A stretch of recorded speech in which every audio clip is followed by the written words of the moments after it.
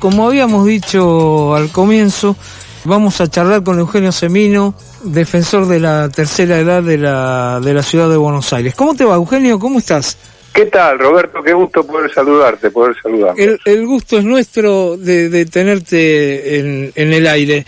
Eugenio, en estos días se estuvo discutiendo en diputados, se aprobaron 4 proyectos, ¿no? De ley para los jubilados. No se puso de acuerdo la oposición, ¿no? Sobre el proyecto. Así es. Hace 4 meses que vienen debatiendo. Sí. Es muy particular, ¿no? 4 dictámenes distintos, ¿no? Cada uno sacó su dictamen, sí. Sí, uno por mes prácticamente. Digo, en relación con el tiempo, ¿no? Claro. El mismo tiempo en que se siguió y se sigue licuando la haber del jubilado. Claro. Que esto es lo más preocupante. Porque, a ver, llama mucho la atención, inclusive en los proyectos, se trata de fijar una base que debiera ser algo así como el haber mínimo, ¿no? Sí. Supongamos al día de hoy 260.000 pesos. Exactamente, sí. Claro, ahora no se dice que esto implicaría, por un lado, blanquear el bono. Claro. Es decir, es más, en algunos ejercicios que hemos hecho, sería bueno, inclusive yo lo he comentado con distintos diputados, que ese blanqueo del bono se haga hacia atrás. Claro.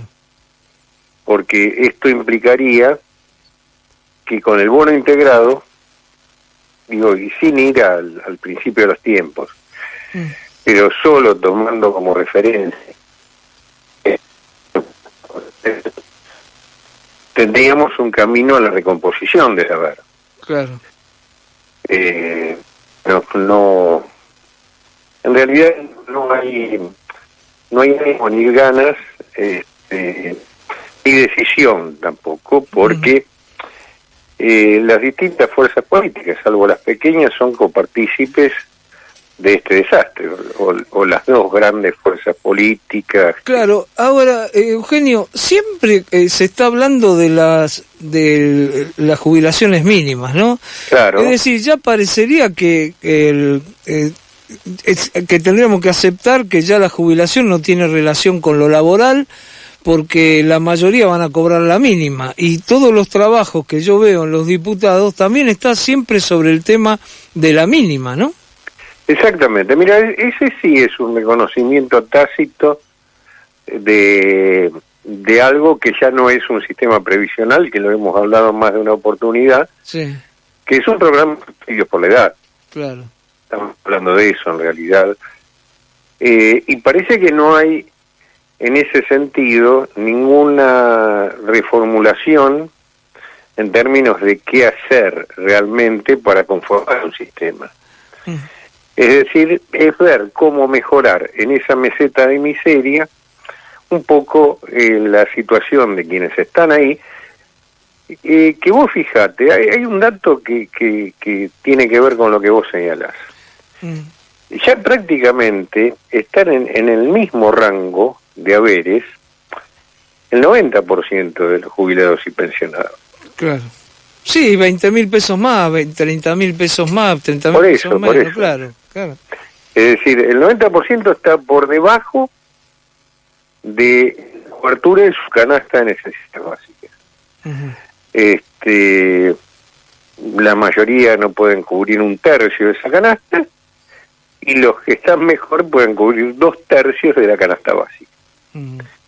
En un tren que cada vez queda más lejos, porque inclusive llama la atención, hemos conocido de INDEC hace 10 días más o menos, lo que es una canasta, no es una canasta, sino el número por el cual se considera que un mayor o no, sea pobre o no. ¿Mm? Que es un número que tomó el presidente Milei hace 2 meses atrás, en un discurso que dijo que en Argentina no había jubilados pobres. Claro, sí. Porque ese número estaba en 138.000 pesos. Y los jubilados en ese momento estaban en 160, una cosa así. Claro, ese número lo actualizó INDEC ahora en mayo, y es 268.000 pesos. Por lo cual, oficialmente, el Estado argentino decretó que 5 millones de jubilados son realmente pobres. Es decir, están cobrando hoy 260.000 pesos. Claro. En ese número, entre otras cosas, no están calculados, obviamente, el gasto de vivienda, pero tampoco el de medicamentos y farmacia. Claro. Entonces, obviamente, realmente es un valor estadístico muy, muy antiguo, sí. Que no es representativo de nada. No representa absolutamente nada. Ahora, tenemos, bueno, en este caso, yo lo que veía que en los proyectos había discusiones de que hay cantidad de sentencias firmes de jubilados que han hecho juicio, porque bueno, y los ganan todos, porque evidentemente todo lo que se ha hecho, desde el 17 de Macri, cuando cambia la fórmula, a lo de Alberto Fernández, cuando también cambia la fórmula, y antes, dando por decreto, ha sido todo anticonstitucional. Pero también ahí no se ponen de acuerdo de quién tiene que pagar, porque parece que el sector del kirchnerismo dice que tiene que salir del Tesoro Nacional y no tiene que salir del Fondo de Garantía de Sustentabilidad.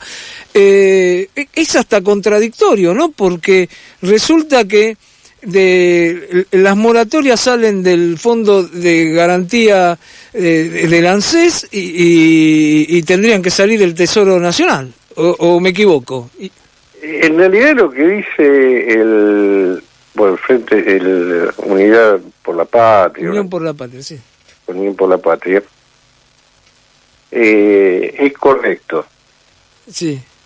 Lo que llama la atención que quienes no pagaron las sentencias son los miembros de su gobierno. Ajá. Es decir, en realidad, anualmente el presupuesto nacional ha partidas para el pago de sentencias. Ajá.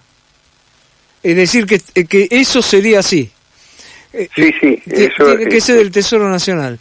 Claro. ¿Y las moratorias no tendrían que ser del Tesoro Nacional? Bueno, eso es lo que venimos proponiendo desde 2005. Claro.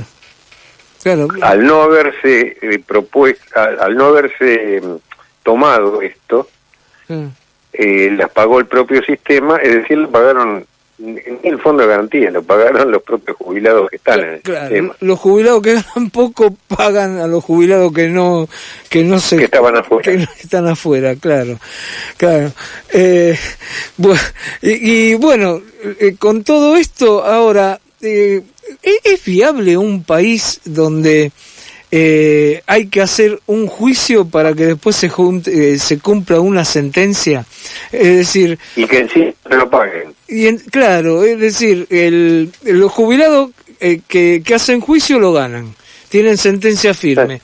Tiene que 120 días hábiles, el ANSES tendría que hacer el pago. No lo hace y tienen que hacer otro juicio para que le paguen. Para ejecutar la sentencia. Esto es muy loco, ¿no? Con el agregado, y cuando paga la sentencia, paga el retroactivo, que suele ser importante en el momento, ¿no? Forma nominal porque son años de atraso. Claro. Pero después tenés otro problema, no te reajusta el haber conforme la sentencia. Ajá, claro. Entonces tenés que hacer otro juicio. Otro juicio para... Sí, sí. Vos sabés que esto es un disparate porque se cronifican. Inclusive los estudios previsionalistas, claro, no son culpables de esto, es decir, claro. Al contrario, ¿no? Pero es un costo, un gasto y una pérdida de vidas en el medio, ¿no? Porque muchísimos no llegan a poder gozar de su derecho, ¿no? Claro. Pero el problema es que es una sierra sin fin en la cual entra un sector de jubilados que es muy minoritario, que tiene la posibilidad cultural, económica, familiar, para llevar el juicio y esperar. Claro. Y después, lo masivo, vos hablabas del factor empalme del 2017, hablabas de lo que es el achatamiento de la pirámide en los decretos de necesidad y urgencia del 2020. Bueno, todo eso termina en la Corte. Claro. Los individuales y los amparos colectivos que hemos hecho inclusive nosotros. Uh-huh. Es decir, es más. Y la Corte termina siendo un agujero negro, porque, claro, uno pierde de la brújula, la gente que está fuera del seguimiento de estos temas, se olvida de las cosas. Pero, por ejemplo, Badaro, y que ya nadie sabe quién fue Adolfo Badaro ni nada, uh-huh. Pero llegó a la Corte en una demanda que hicimos en Espejo con quien era mi colega en ese momento, mi colega a nivel nacional, Eduardo Mondino. Uh-huh. Llegó en el 2008. Uh-huh. Es decir, en 2008 se hizo el juicio, 2010 llegó a la Corte, ya Mondino había concluido con su mandato, y al día de hoy la Corte no resolvió. Uh-huh. Es decir, muchos cobraron por el juicio individual que hicieron, 500.000, otros cobraron en el 2016 por la reparación histórica, 700.000, y 1 millón se murió en la espera. Claro. Claro. Es decir, la realidad es esta, ¿no? Que tal vez lo hemos hablado en otra oportunidad, es un sistema que se compensa por salarios de hambre o haberes de hambre y por la muerte de los beneficiarios en la espera de que se cumpla con su derecho. Claro. Está clarísimo esto, y es un problema porque uno siempre tiene o cree que en algún momento se tiene que haber, como vos siempre has contado, el Pacto de Toledo en España, algún pacto para ver qué se hace con las jubilaciones, de dónde se saca el dinero, pero siempre hay parche sobre parche, y en realidad a veces se beneficia a alguno, pero siempre la mayoría se perjudica. Es decir, ese es un tema, ¿no? Esto que hablábamos antes, el que gana menos es el que le paga la jubilación al que no gana nada, lo cual es una locura, ¿no? Exactamente, por eso es una iatrogenia, es un sistema que no es sistema, digamos. Tiene que ver con la previsión. Los sistemas previsionales se basan en la historia laboral, en el ciclo anal mismo y en la proporcionalidad y la equidad. Uh-huh. Cuando existen todos 5 millones por lo menos y ganando lo mismo y el resto un poquito más, uh-huh. Bueno, esto no tiene ningún tipo de explicación en términos inclusive de la definición clásica. Uh-huh. El haber jubilatorio es un salario diferido. Claro. Tiene que ver con lo que era tu salario de trabajador en actividad, ¿no? Claro. Vos aportás, es un ahorro a futuro, ¿no? Sí. Exactamente. Es decir, hay un tema que es tal vez el central, que yo siempre digo que nada más caro para los estados que mantener la pobreza, ¿no? Claro. Es decir, más allá de lo cruel en términos de lo humano, en términos de lo económico es una brutalidad. Pero vos fíjate que hay estados, muchísimos, que tenían sistemas previsionales mucho más nuevos que el de Argentina, muchísimo más nuevo, un siglo de vida menos que el argentino, que en realidad fijan sus esquemas de haberes en razón a las necesidades. Hay estados que están pagando, viste acá el mítico 82% móvil, que sé yo, que es un mito, que tuvieron la caradurez de hacer una ley del 82% móvil del salario mínimo vital y móvil que no se reajusta nunca, ¿no? Sí. Y que primero fue vetada la ley, más perverso, porque primero se vetó, claro.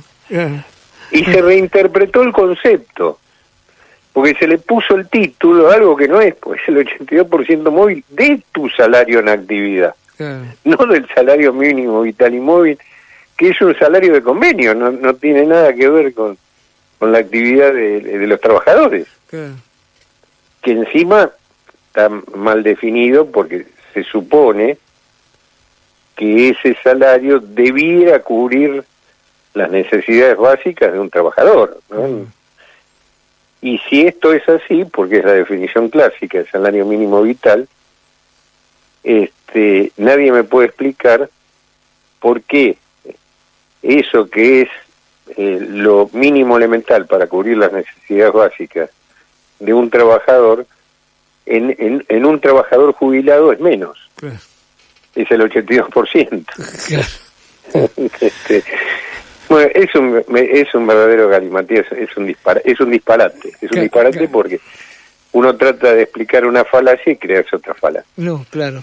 Eugenio... No, te concluyo con un solo número. Sí. Vos sabés que hay países del mundo que no pagan el 80 o el 100%, que pagan el 120%. Uh-huh. Canadá paga el 120% de lo que gana una persona en actividad. Uh-huh. Porque le sale mucho más barato. Claro, porque consume, es decir... consume, tiene vivienda, tiene bienestar social, uh-huh, baja la morbilidad. Claro. Claro, tienen menos, se enferma menos la gente. Claro, entre otras cosas. Entre otras cosas. Claro. Eugenio, bueno, no sé si querés agregar algo pero bueno, mi idea era charlar un poquito sobre esto. Pero muy brevemente, tiene que ver con un artículo que hice para un medio gráfico estos días. Sí. Que le puse un título para que pueda ser interpretado. Dice: el futuro somos los viejos.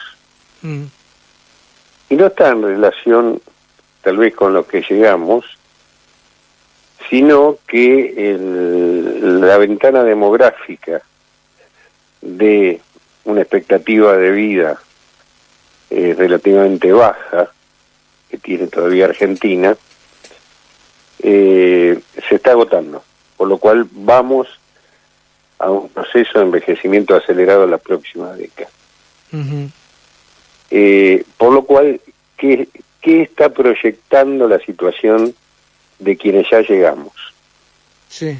La continuidad de esta crisis y de esta miseria para los que van a venir en las próximas décadas. Uh-huh. Es decir, por eso lo que muestra todo esto que hemos hablado es ese futuro inmediato de la gente de 40, 50, es decir, y bueno, no tener en cuenta esto, seguir hablando, si le damos 10 mangos más, 10 mangos menos, y los 260, en realidad implica que el futuro llega antes que el presente que hoy tenemos pueda resolver sus propias contradicciones, ¿no? Uh-huh. Está muy claro. Gracias, Eugenio. Un abrazo grande, lo mejor para ustedes. Un abrazo grande y muchas gracias.